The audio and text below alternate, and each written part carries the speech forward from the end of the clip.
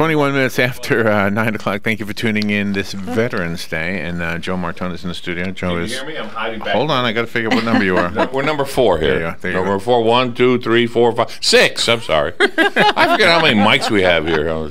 So you are a celebrity veteran. You're a A celebrity. celebrity? Yeah. Well, thank you. Don't you think? I mean, in Ocala, people know you.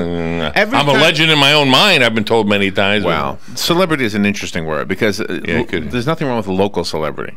That's right. Loco, you mean? When Robin and I go out and we busk or we're out doing anything and people say, oh, gosh, I love that thing you do called Fun with Joe, that tells me that a lot of people listen to that segment. Yeah. So. You go out where? Bosking? Busking. Busking. Well, we haven't busked in a while, but yeah, you know, people don't know what you're talking about. Hey, that's dirty.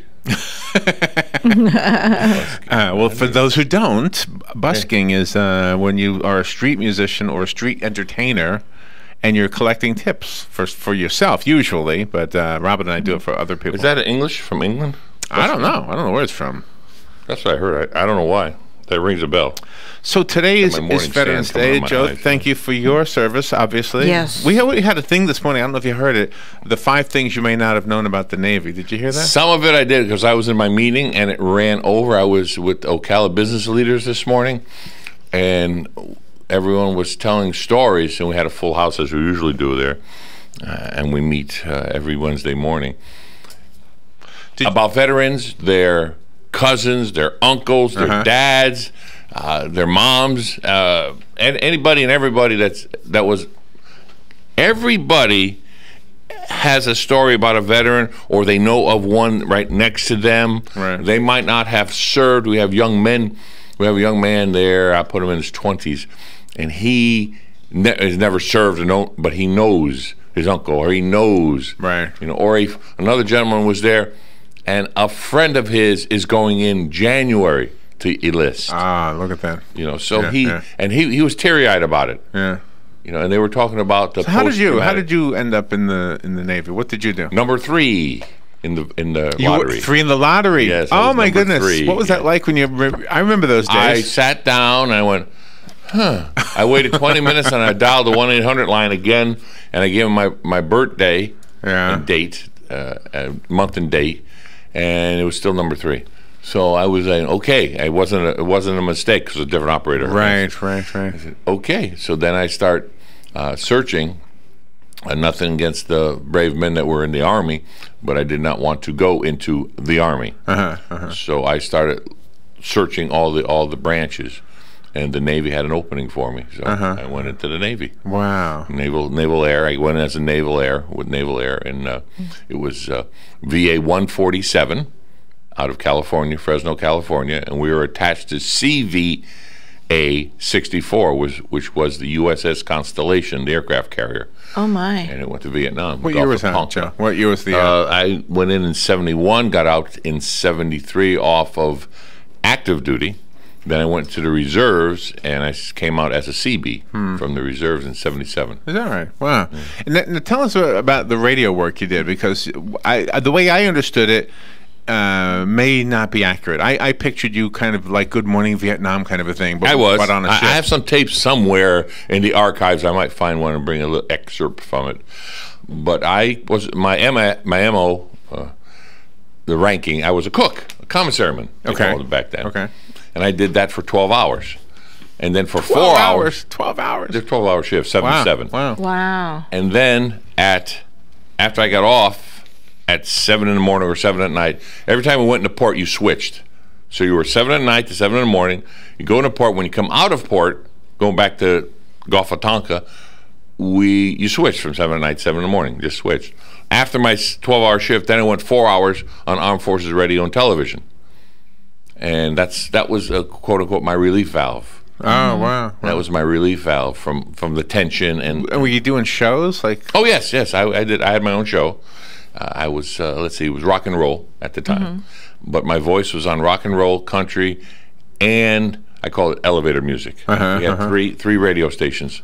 The elevator music was pre-recorded. No one manned it, so everything was pre-recorded back then on tape. Oh, okay. And it looked like, you ever played the game Battleship? Yeah, Where you yeah. put that's how the computer was run. And you put those, and the really? tape would follow those, and then the pegs in there would tell it, okay, now stop here, and then a cart was there. That's where my voice would came in. You're listening to. Oh, okay, okay. Gosh. And then, of course, the ads I something? would do for the different things. But then I had my own show for, I think it was a 2-hour gig. And then that I was went from there to TV. And my last month in service, I was in Armed Forces Radio and television. And who was listening? Just the people? Just 5,000 men. on the ship? Yes. They didn't go anywhere else except for the ship? They were talking about doing that, but they never did. They were talking because we had all the support ships around us. They were going to broadcast to everybody, but I don't think they ever did that. Can I kind of go on a limb here and guess that probably the other ships didn't have somebody as talented at that skill as you? Or we had a lot of skilled men. A lot of... but I'm talking about radio. I mean, the other ships had a radio guy like you? I don't know if the battleships had I would that. love to hear like the guys who went on another ship who said, "Oh man, we had a better guy on the other ship." Maybe. But we had some talented men on our ship. That was I remember one gentleman. Can't think of his name right off the top of my head. 40 some odd years ago, largely, but he was very talented. He did the TV. He did the news every night, and he would get. It was funny because he's standing there in front of the camera. He's got a nice jacket, nice tie, shirt, and everything. From the waist down, he's in shorts or whatever, because the camera was from there up, and he blah blah blah blah, and he would just take it off. It wasn't dirty. Would hang it up for the next night. In addition to the rock and roll and the small talk between and songs, country western. But I mean, did you also give updates on the war or on news back home, that kind of thing? News back home, I did. The war, no per se. There was like PSAs we did for when we were going into, I think it was Hong Kong. I think it was Hong Kong. Look for the policemen with the pips on their shoulders. I remember that. They're the ones that spoke English. Huh? So if you got lost, they can direct you. And we had a list of approved tailors. If you wanted to go to this shop, or this shop, but don't go to the other one. Or if you get in a taxi and you ask for something and they drop you off at another tailor, don't go there, walk back. And that happened to me. I never went in a taxi by myself. There were always at least Why would three they of do us. that? Because it's a friend or something? Kickback. Yeah, okay. sure. Okay. And come in, they would say. Here, have some wine or have a drink. Wow. And of course we turned around and walked out, found our way back. Did you have any And it was a ladies? block away where Any we had- ladies of the evening trying to get your money?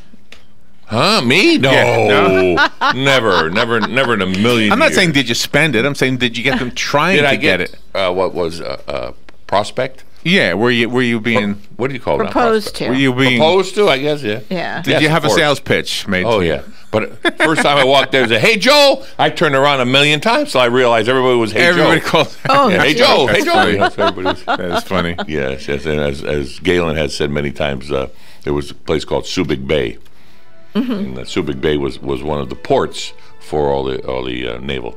Oh my So gosh. we got a break. We do have we're a done. break. Yeah. So you're a professional radio guy. You know there's a break. That's right. Just happened to look. I'm glad we had that. I'm glad. I don't know what happened to our gas, but I'm glad we were That's able to all have right. that. More talk. stories whenever you need them. Unfortunately, and fortunately, to share them about my uncle and my dad and Well, my we'll son see. Joey. Maybe somebody else won't call in. You never know. It's Veterans Day. Proud Thank you, and salute out to everybody.